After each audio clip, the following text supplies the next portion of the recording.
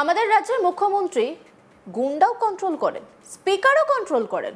মুখ্যমন্ত্রী রাত জেগে খড়গপুর থেকে ঝড়ের গতিমুখ বদলে দিয়েছিলেন। তেমনভাবে স্পিকারের কানের ভিতরে যে সমস্ত যন্ত্রাংশ আছে সেগুলো বদল করে দিয়েছেন। রাজ্যের মুখ্যমন্ত্রী প্রসঙ্গে বিস্ফোরক মন্তব্য শ্রমিক ভট্টাচার্যের।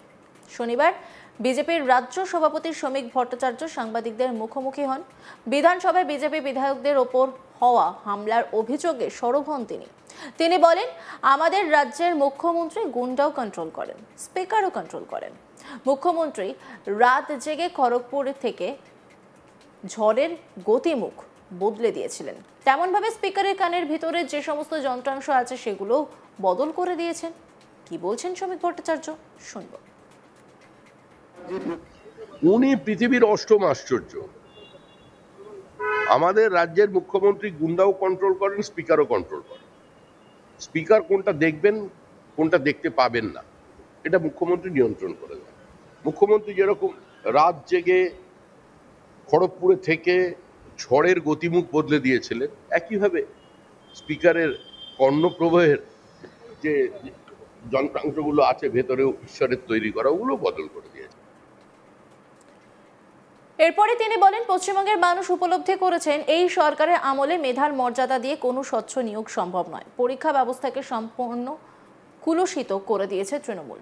একটা সরকার দেশের সর্বোচ্চ আদালতে হলফনামা দিয়ে বলছে দুর্নীতি হয়েছে, দুর্নীতি আমরা করেছি। তারপরে সেই সরকারের কাছ থেকে কি প্রত্যাশা করা যায়? কি বলেছেন তিনি, শুনব। দশম একাদশ শ্রেণীর এসএসসি পরীক্ষা কি বলবেন?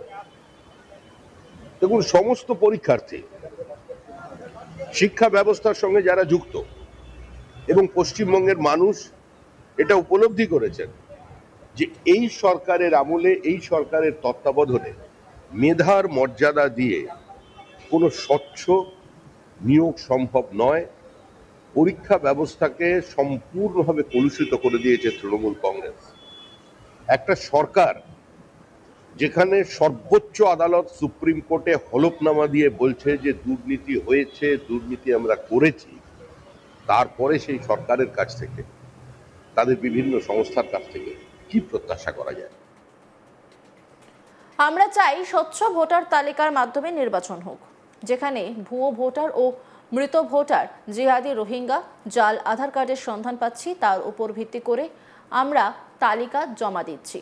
সেই সঙ্গে এসএসসির তালিকায় দাগিদের চাকরি দেওয়া প্রসঙ্গে বিস্ফোরক মন্তব্য করেন শ্রমিক। কি বলেছেন তিনি, শুনব।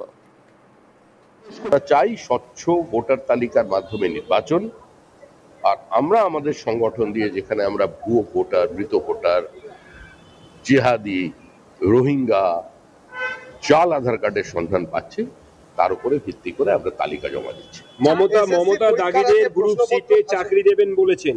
মমতা দাগিদের অনেকবার রিঅ্যাকশন হয়ে গেছে এটা। মমতা দাগিদের গ্রুপ সিতে চাকরি দেবেন বলেছেন। অর্থাৎ পশ্চিমবঙ্গে যদি কেউ চুরি করে বা কোনো ধরনের চৌর্যবৃত্তির সঙ্গে প্রত্যক্ষভাবে যুক্ত থাকে, তার শাস্তি হলো তাকে এক ধাপ নিচু করে দেওয়া। তাহলে এবার গ্রুপ সিতে যারা চাকরি কিনেছেন তাদের কি গ্রুপ ডিতে দেবেন? আর গ্রুপ ডি যাদের চা জল দেওয়ার কাজ, তারা যারা চাকরি কিনেছেন তারা কোথায় যাবে? তারা কি মুখ্যমন্ত্রীর বাসভবনের সামনে ধর্ণা দেবেন, না তারা বিধানসভার ঘাস কাটবেন? এটা ঠিক। পশ্চিমবঙ্গের রাজতন্ত্র চলছে। এখানে বিরোধী দলের বিধায়ক, সাংসদদের কোনো মর্যাদা নেই। সমস্ত প্রতিবাদ বাজেয়াপ্ত। মানুষের মৌলিক অধিকার পদদলিত। সাংবিধানিক কাঠামো ভেঙে পড়েছে। স্বাভাবিকভাবে আজকে পুলিশ রাজ চলছে। পুলিশ ও দুষ্কৃতী মিলে এক হয়ে গেছে। অপেক্ষা করুন, সব বদলে যাবে। কি বলছেন, শুনব। পশ্চিমবঙ্গে রাজতন্ত্র চলছে। এখানে বিরোধী দলের সাংসদ, বিধায়কদের কোনো মর্যাদা নেই। সমস্ত প্রতিবাদ বাজেয়াপ্ত। মানুষের মৌলিক অধিকার পদদলিত হয়ে গেছে। সাংবিধানিক পরিকাঠামো ভেঙে পড়েছে। তো স্বাভাবিকভাবেই রাজ্যে পুলিশ রাজ চলছে। তো পুলিশ দুষ্কৃতী মিলেমিশে একাকার হয়ে গেছে। তো সেক্ষেত্রে পুলিশের কাছ থেকে এর বেশি কিছু প্রত্যাশা করা যায় না। অপেক্ষা করুন, সব বদলে যাবে। শুক্রবার সেন্ট্রাল অ্যাভিনিউতে এক অনুষ্ঠানে গিয়ে মঞ্চে বক্তব্য রাখতে উঠে রাজনীতির প্রসঙ্গ টেনে আনেন শ্রমিক ভট্টাচার্য। রাজ্যের মুখ্যমন্ত্রীকে কটাক্ষ করে তিনি বলেন, মুখ্যমন্ত্রী বলেছিলেন আমাদের যারা ভাষাবিদ আছেন আর যারা আমলারা আছেন তারা গবেষণা করে দেখেছেন বাংলা ভাষার ইতিহাস নাকি ২৫০০ বছর পুরনো। অপেক্ষা করছি কবে ২৫০০ বছর পুরনো বাংলা পড়তে পারবো। এখন সব নতুন নতুন শব্দ তৈরি হচ্ছে। কি বলেছেন তিনি, শুনবো। হঠাৎ শুনলাম একদিন মুখ্যমন্ত্রী তিনি মঞ্চ থেকে বলছেন, একটা সাংবাদিক সম্মেলন করছেন সরকারিভাবে, মানে ওই নবান্নে বসে। তিনি বললেন আমাদের যারা ভাষাবিদ আছেন, আমি কোন ভাষাবিদ জানি না, যারা ভাষাবিদ আছেন আর যারা আমাদের এখানের আইএস অফিসার মানে আমলারা আছেন তারা গবেষণা করেছেন যে বাংলা ভাষার ইতিহাস হচ্ছে ২৫০০ বছরের পুরনো। বললে ২ থেকে ২৫০০ বছরের পুরনো হচ্ছে এই বাংলা ভাষা। আবার উনি হাত দিয়ে দেখালেন এরকম 4টে মোটা মোটা খণ্ডে বই বেরোচ্ছে। আলাপন বন্দ্যোপাধ্যায় কি, আলাপন বন্দ্যোপাধ্যায় কে, আলাপন বন্দ্যোপাধ্যায়ের কর্মদক্ষতা নিয়ে কোন প্রশ্ন থাকতে পারে, কিন্তু আলাপন বন্দ্যোপাধ্যায়ের মেধা নিয়ে তো কোনো প্রশ্ন নেই। বাংলা ভাষা সাহিত্যের স্টুডেন্ট, তিনি আইএস ক্র্যাক করেছেন, তিনি সামনে ঘোরাঘুরি করছেন। মুখ্যমন্ত্রী জিজ্ঞেস করলেন আলাপন কত দূর? আলাপন বাবু বললেন ম্যাডাম ওই তো হয়ে গেছে, মানে মানে মুখবন্ধুটা লেখা হচ্ছে। আমরাও কিন্তু অপেক্ষা করে আছি, মাস্টারমশাইরা আছেন কিনা জানি না, আমি তো অপেক্ষা করে আছি। কলেজ স্ট্রিটে খুঁজছি কবে ২৫০০ বছরের পুরনো বাংলা পড়তে পারবো। এখন এই বাংলা তো আমরা বুঝে উঠতে পারছি না, তো নতুন নতুন শব্দ তৈরি হচ্ছে। রবীন্দ্রনাথ চ্যালেঞ্জ হয়ে গেছেন। আমাদের যিনি মহানাগরিক ফিরহাদ হাকিম, তিনি বলেছেন রবীন্দ্রনাথ যে শূন্যতা সৃষ্টি করে দিয়ে গেছেন সেই শূন্যতা আমাদের মুখ্যমন্ত্রী মমতা বন্দ্যোপাধ্যায় পূরণ করে দিয়েছেন।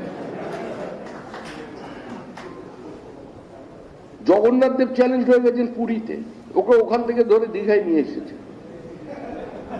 তো এই পরিস্থিতির মধ্যে আজকে পশ্চিমবঙ্গের শিক্ষা ব্যবস্থা দাঁড়িয়েছে একটা খোলা বাজারের মতো। আমরা এখানে নতুন শিক্ষানীতির কথা বলছিলেন আমার আগে মাস্টারমশাই, কোন শিক্ষানীতি? এই নতুন আর পুরনোর কোনো ব্যাপার নয়। একটা সরকার সে হলফনামা দিয়ে বলছে, এফিডেভিট করে সুপ্রিম কোর্টে জানাচ্ছে ৮০০ টেন্টেড টিচারের লিস্টের নাম, মানে সরকার স্বীকার করছে আমরা চাকরি বিক্রি করেছি।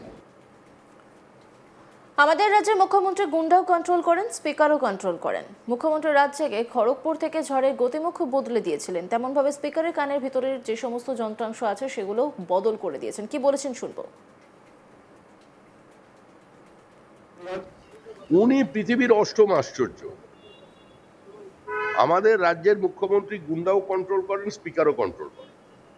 স্পিকার কোনটা দেখবেন কোনটা দেখতে পাবেন না এটা মুখ্যমন্ত্রী নিয়ন্ত্রণ করেন। অন্যান্য খবরের আপডেটের জন্য অবশ্যই নজর রাখুন আজ তাক বাংলার ইউটিউব স্ট্রিমিংয়ে। লাইক, কমেন্ট, শেয়ার এবং সাবস্ক্রাইব করতে ভুলবেন না।